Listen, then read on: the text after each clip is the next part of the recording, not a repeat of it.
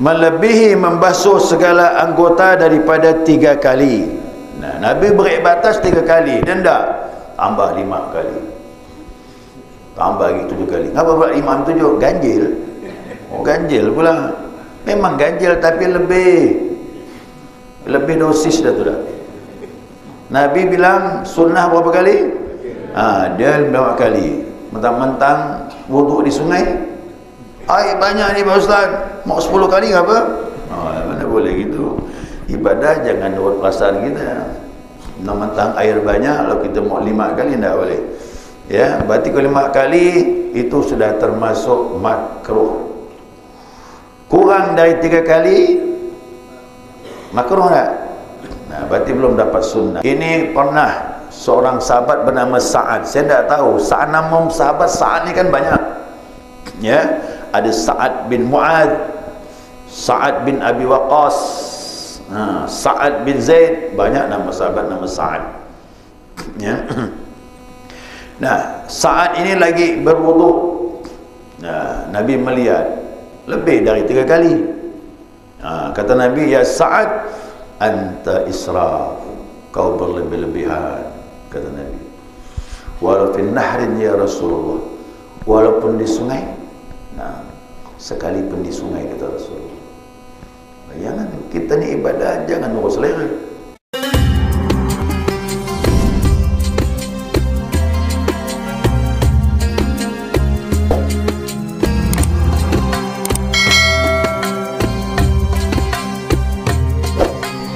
Bismillahirrahmanirrahim. Alhamdulillahi rabbil alamin.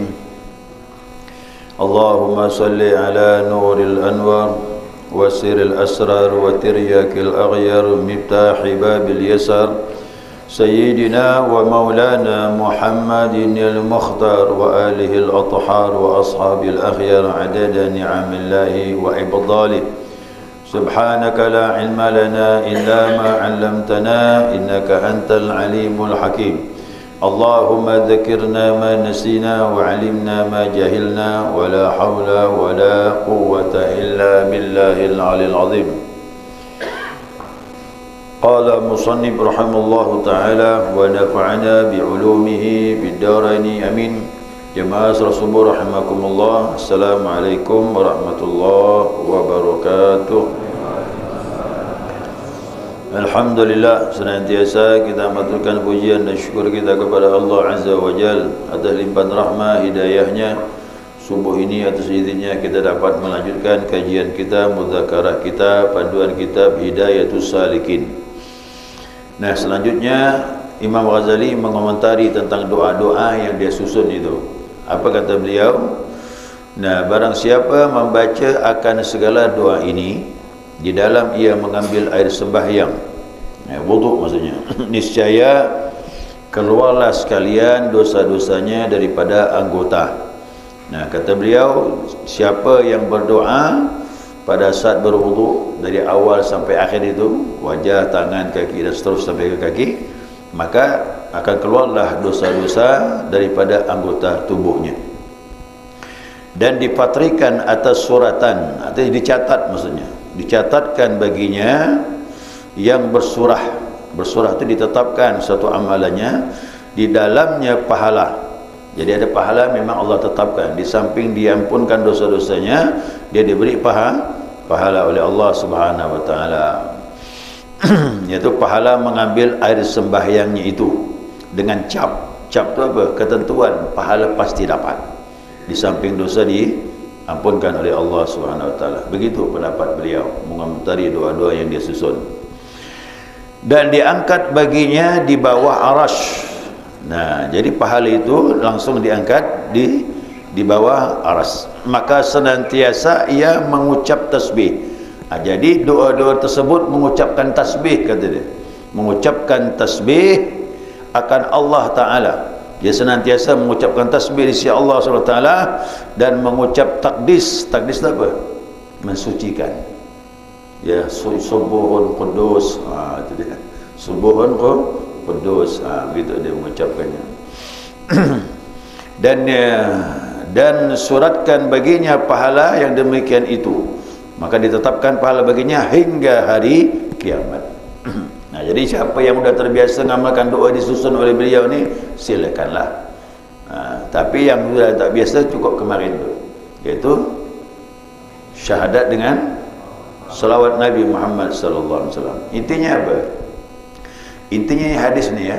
Hadis ni mengucapkan bahawa jangan lupa kepada Allah, jangan lalai kepada Allah waktu berwudu.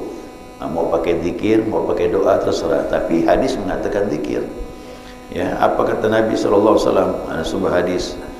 Inna man dzakarallaha inda wudu'ihi. Siapa yang ingat kepada Allah ketika wudunya. Itu. Yang penting ingat dalam wudu tu. Makanya kau dapat dalam wudu pun jangan lalai, banyak-banyak mengucapkan daripada diam. Ya. Siapa yang ingat Allah pada waktu wudu, tahharallahu jasadahu kullahu. Allah sucikan semua jasadnya.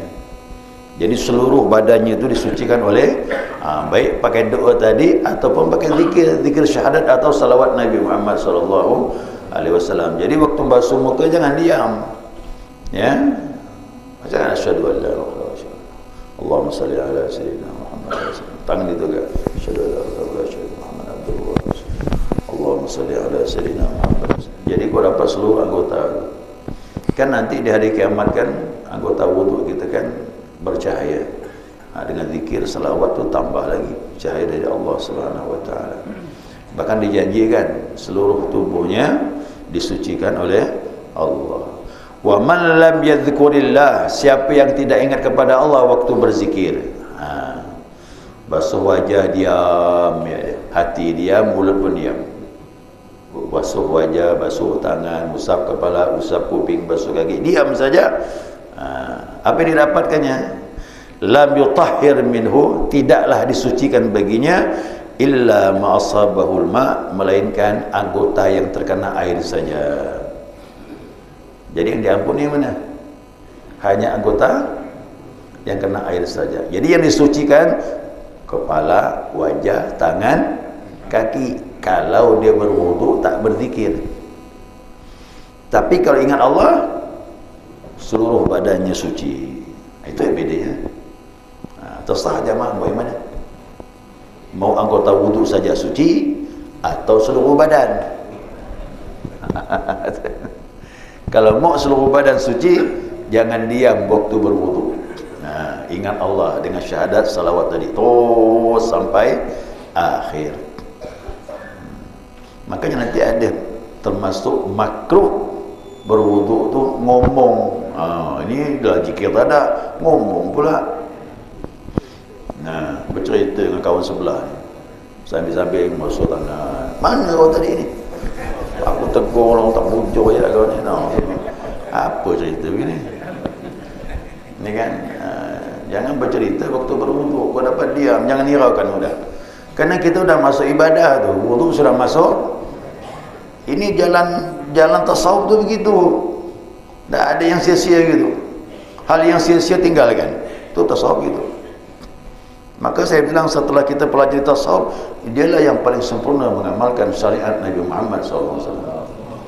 Ya, kerana orang tasawuf ni ketat dia. Yang sunnah seperti wajib, kayak gitu. Yang sunnah seperti wajib, yang makruh tu dah haram bagi dia. Ya, yang makruh seperti haram. Jadi dia betul-betul dia menjaga hukum Allah SWT. Jadi kalau ada orang tasawuf tak ibadah tu bohong tu. Bukan tasawuf, tasawuf nama tu. Ya, tasawuf nama tu.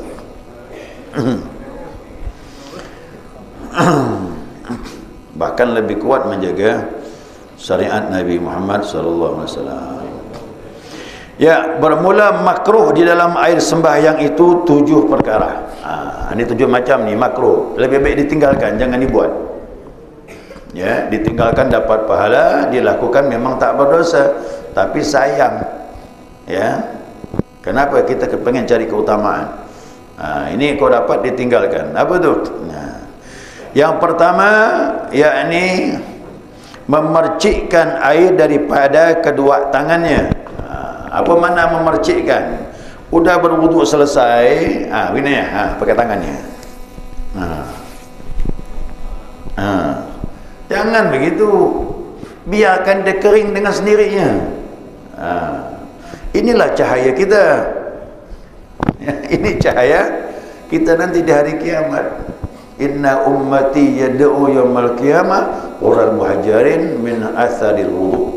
Umatku nanti dipanggil di hari kiamat, ya, dengan wajah yang memancar, tangan memancar, kaki memancar, min atharil wudu. Ini tidak dibuangkannya, berarti menghilangkan cahaya itu. Ya, biarkan dia kering dengan sendirinya. Ya. Saya dulu, guru saya itu kalau dia berwudu, dia sunatul wudu tak pakai peci. Tak pakai peci sunatul wudunya. Habis wudu langsung sunatul wudu tanpa peci. Kan ada air ni. Kalau pakai peci terselap dah tu dah. Biar dia hilang dengan sendirinya sunatul wudu. Nah, setelah itu bawa pakai peci. Dia mau dia kering dengan sendirinya.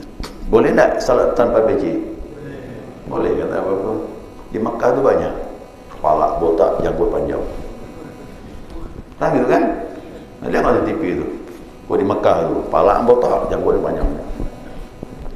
Udah botak, tak pakai peci pula. Biasa sana, tak ada masalah. Nah, kan ini kan sunnah. Tapi ingat, sunnatul wudu itu tujuannya biar kering air di kepala ini. Nah, setelah itu baru dia pakai peci, pakai imamah dan sebagainya. Ya, jadi biarkan dia kering dengan sendirinya. Dasarnya apa? Bukan lagi wudu ni, Nabi mandi junub.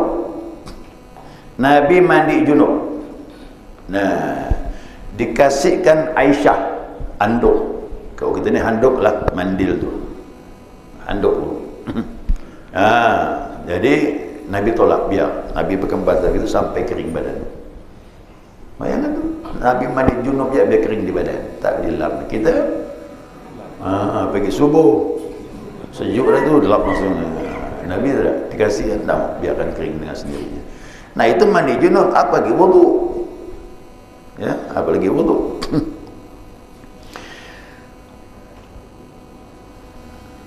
Kemudian yang kedua. Yang kedua.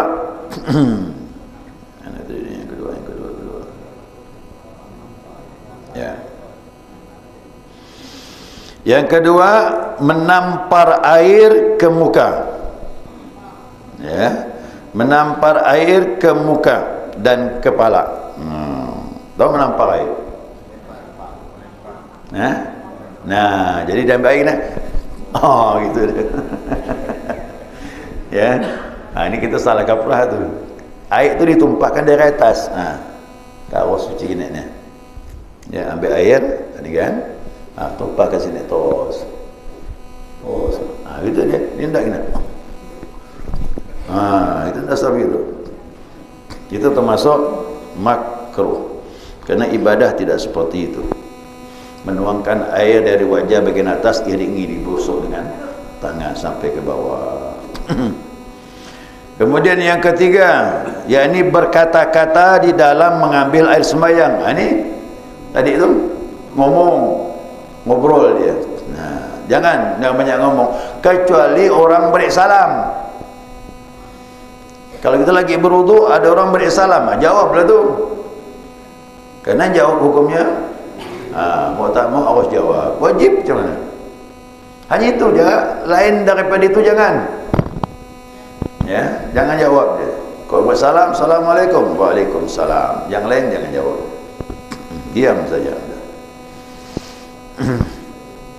Nah, kemudian yang keempat, melebihi membasuh segala anggota daripada 3 kali. Nah, Nabi beri batas 3 kali, denda tambah 5 kali. Tambah lagi 7 kali. Kenapa pula 5 7? Ganjil. Oh, ganjil pula. Memang ganjil tapi lebih dosis dah tu dah. Nabi bilang sunnah berapa kali? Dia berapa kali? Mentang-mentang wuduk di sungai, air banyak ni Pak Ustaz, mau 10 kali ke apa? Mana boleh gitu. Ibadah jangan buat perasaan kita. Mentang-mentang air banyak, kalau kita mau 5 kali tak boleh. Ya, berarti kalau 5 kali itu sudah termasuk makruh. Kurang dari 3 kali makruh tak? Nah, berarti belum dapat sunnah. Lebih dari 3 kali berarti makruh. Ini pernah seorang sahabat bernama Sa'ad. Saya tidak tahu nama sahabat Sa'ad ni kan banyak. Ya, ada Sa'ad bin Mu'adz, Sa'ad bin Abi Waqqas, Sa'ad bin Zaid, banyak nama sahabat nama Sa'ad. Ya. Nah, Sa'ad ini lagi berwuduk. Nah, Nabi melihat lebih dari 3 kali. Kata Nabi, ya Sa'ad, anta israf, kau berlebih-lebihan, kata Nabi. Walaupun nahrin ya Rasulullah, walaupun di sungai. Nah, sekalipun di sungai, kata Rasulullah. Jangan kita ni ibadah, jangan urus selera. Nah, tengok Nabi beri batas 3 kali, cukuplah 3 kali. Ya.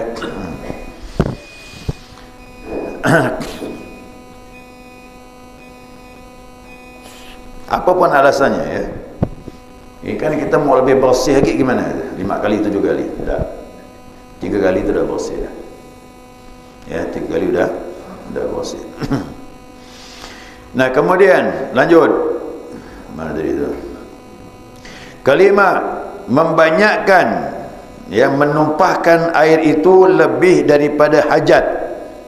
Ya, daripada hajat. Nah, ni maksudnya apa? Ni makai air berlebihan. Ya. Makanya kalau saya lihat Nabi itu berwudu, Nabi berwudu itu 1 mud, mandi 1 sa'.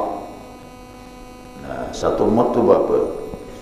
1 mud itu 6 on. Kau timbang tu air aqua yang botol 600 ml tu. Itulah dia wudu Nabi Muhammad SAW. Bukan yang besar tu, bukan. Ada tu yang sedang segini ni. Botolnya besar itu sekitar ni. Tak ada contoh dia. Tak ada contoh jadi. Memang tak ada air sana ni. Contoh saja. Betul tu. Itu kalau kita renung-renungkan 600 ml itulah air wuduknya Nabi Muhammad SAW. Nah, kita ni, itu saya katakan, kita ni mentang-mentang banyak air. Hujan, air sumur, air parit, air sungai, PDAM. Oh, mentang-mentang air banyak. Ya, kita memakai boros. Kalau saya lihat ni 1 centong tu untuk muka dengan tangan, ya. 1 centong lagi untuk kepala dengan kuping. Untuk kaki tak cukup, ambil lagi. Berapa centong kita wudu? Sedangkan Nabi tu 1 mud itu 6 on saja, 600 ml. Nabi mandi bagaimana? 1 sa'. 1 sa' itu 5 mud. 1 sa' tu 5 mud. Berarti 600 ml tu kalikan 5. 3 liter lah. 3 liter air yang dipakai mandi Nabi Muhammad SAW. Nah, kita 1 ember tak cukup boleh. Ya kan? Nah, kenapa orang banyak mainkan air waktu berwudu dan mandi junub? Ini dijelaskan, ya. Sebab dia bilang karena waswas. Aduh. Hampir rata orang kena penyakit waswas tu menggunakan air berlebihan. Syaitan paling suka orang waswas ni. Masuk dia. Nah, ya, karena bagi orang yang waswas itu syaitan menyukakan dengan mereka itu. Suka syaitan dengan orang waswas. Nah, ini kawan aku ni, kata dia. Dikacau. Dinamakan akan dia namanya walhan. Jadi ada syaitan yang ganggu dalam wuduk, namanya walhan. Ya, jadi jangan beri nama anak walhan. Nampak-nampaknya bagus. Ya, rupa nama anak syaitan rupa. Ya. Jadi Nabi yang bongkar ni, ya, Nabi yang beritahu ni, ternyata syaitan yang mengganggu kita dalam wuduk namanya walhan. Yang ganggu dalam salat namanya apa? Tak kenal? Ajnab. Namanya ajnab, yang mengganggu di dalam salat. Ini induk-induknya, prajuritnya banyak. Ya, prajuritnya banyak. Jadi siapa yang boros, tu kena ganggu sama walhan. Jadi ingat tu, begitu makan air banyak, ya Allah, aku berlindung daripada walhan. Boleh, tak apa-apa. Ya. A'udzubillahi minasyaitan minal walhan. Daripada syaitan bernama walhan. Keenam, memakai air yang terjemur pada matahari. Ya, pada bejana yang menerima apa ni? Menerima apa ni? Stop betul.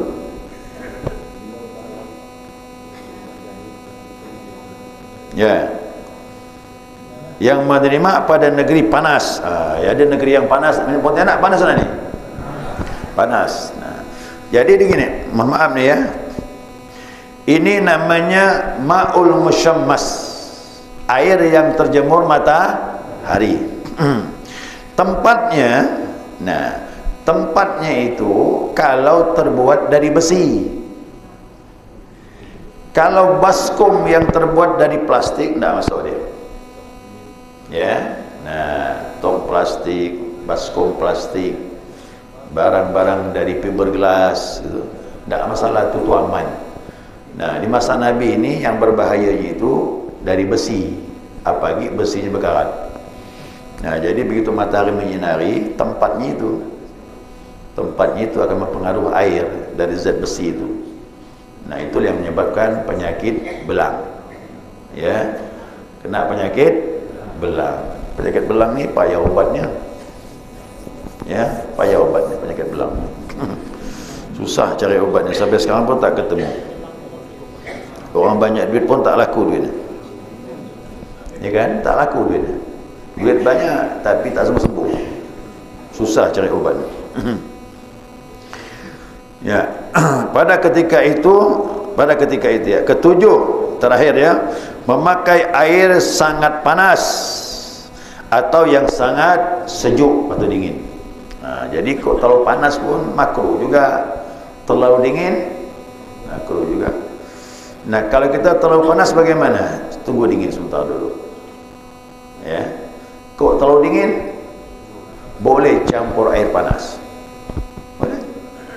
Kita berada di negeri yang sejuknya betul-betul. Ya. Kok saya ketemu dengan kawan tu, kesian enggak tengok orang bergerak gigi geraham tu. Tak tak tak tak tak tak tak tak tak tak. Gigil kesejukan. Tak. Macam mana salat subuh ni? Tak bisa ni kata. Saya bilang panaskan air. Ya. Panaskan air. Air panas sudah mendidih, campurkanlah. Boleh. Cari jalanlah. Kalau tak mampu kedinginan, silakan cari jalan. Tapi kalau seandainya mampu air dingin, gimana? Pahalanya besar. Jadi ibadah ni, apapun semakin tinggi tingkat kesulitannya, maka pahala semakin besar. Ya, banyak kisah-kisah tu ulama-ulama, apalagi yang tinggal di Turki itu banyak kan, sufi-sufi itu di Turki itu dia berwudu dah biasa dah tu dah. Ya, musim salju pun dia berwudu. Musim salju kita, saya ingat waktu umrah itu bukannya musim salju, musim dingin ya. Musim dingin tu tak bisa ngambil wudu, gigil gini. Ya Allah, saya bilang, macam mana musim salju? Luar biasa. Madinah pun gitu juga. Kalau musim dingin tembus, sejuk gigil. Maka Madinah tu dingin sekali. Kalau panas sekali. Maka kenangan perjuangan Rasulullah itu berat masa-masa itu, kerana iklim cuaca tempat tersebut. Jadi wajarlah orang Arab ini temperamennya tinggi. Ya, temperamen, tingkat emosinya tinggi-tinggi. Kenapa? Keadaan negeri itu. Kalau sekarang saya nak Mekah Madinah tu AC semua dah. Dulu kalau panas, ketemu orang ada masalah lagi, cepat tu naik temperamennya. Maka yang bahaya itu bulan Ramadan. Ramadan tu zaman Nabi tu, kenapa Ramadan tu? Ramadan itu memaras kerana cuacanya panas. Jadi Ramadan itu tak ada apa-apa nilai dulu sebelum Islam datang. Begitu Islam datang, Ramadan menjadi mulia. Dua kemuliaan Ramadan. Al-Quran turun. bulan Ramadan. Yang kedua, diwajibkan puasa. Itulah jadi mulia Ramadan. Jadi dari dulu sampailah sekarang Ramadan tu panas. Nah, maka sini alhamdulillah di Pontianak ni Ramadan tu musim hujan. Maka saya bilang bonus tu, nanti udah panas ngeluh tu. Panas kata dia. Ramadan pernah panas tu? Panas Pak Ustaz. Inilah Ramadan. Jadi asal Ramadan tu panas, kok dingin bonus. Kalau dingin tu bonus ya. Jadi wudu dengan air yang terakhir, jangan terlalu dingin, makruh juga, dan jangan terlalu panas. Baik, saya kira cukup jamaah sekalian ya. Ada pertanyaan dah ni? Tak ada, tutup. Masuk waktu ni. Baik. Dia belakang satu. Assalamualaikum warahmatullahi wabarakatuh. Baik, itulah saya katakan kemarin. Jadi doa-doa itu ada dua kemungkinan. Ya, dua kemungkinan. Yang pertama, boleh jadi dikatakan hadis tetapi riwayatnya tak jelas. Yang kedua, boleh jadi juga memang ulama yang buat sesuai dengan redaksi apa yang kita lakukan. Waktu basuh wajah, ya Allah putihkan wajahku di hari di mana wajah orang dalam keadaan hitam, orang munafik dan sebagainya. Ya Allah cuci tangan, berikan kitab dari arah sebelah kananku. Itu doa-doa itu boleh jadi buatan ulama kerana disesuaikan dengan anggota wuduk kita. Nah, mau pakai ini boleh. Cuman saya tak berani mengatakan itu hadis kerana tidak ada riwayatnya. Tapi kau katakan bahawasanya boleh jadi itu ulama yang buat, boleh. Imam Ghazali juga menambah doa wudu. Ya, Allahumma jalni minat tawabin wa jalni minal mutatahhirin. Hanya situ je hadis. Nah, Imam Ghazali menambahkan di belakangnya wa jalni min ibadikas. Itu tambahan. Dalam hadis tak ketemu kita kalimat itu. Cuma ditambah oleh para ulama. Kemudian Imam Nawawi ada juga, dia menambah tu bukan berarti dari Nabi tak sempurna, cuma diperlukan ada doa, kepengen menambah doa yang diinginkan. Ya, Allahumma inni zulman katsira la yaghfiru dzunuba illa anta faghfir li maghfiratan min indika warhamni innaka antal ghafurur rahim. Tapi Imam Nawawi menambahnya apa? Allahumma inni zalamtu zulman katsiran kabira. Ditambahnya kabira. Ya Allah, aku menzalimi diri aku yang banyak lagi besar. Ya, jadi kesalahan aku ni banyak dan besar ya Allah. Jadi lebih lagi menghinakan diri di hadapan Allah. Itu biasa. Ya, selama itu baik silakan. Ya. Kemudian doa istinja. Allahumma jalni aman. Allahumma tahhir qalbi minan nifaq wa hasin farji minal. Pernah pakai dah ni?